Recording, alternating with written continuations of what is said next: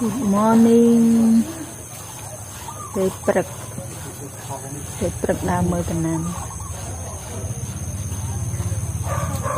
មានតែដើមក្រូចមួយដើមមានទឹកក្រាន់អ៊ូត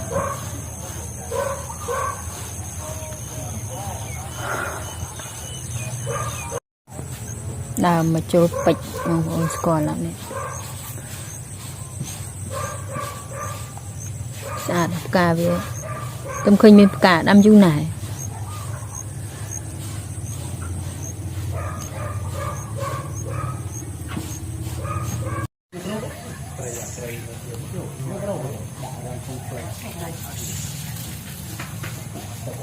ល្អណាស់បងប្អូន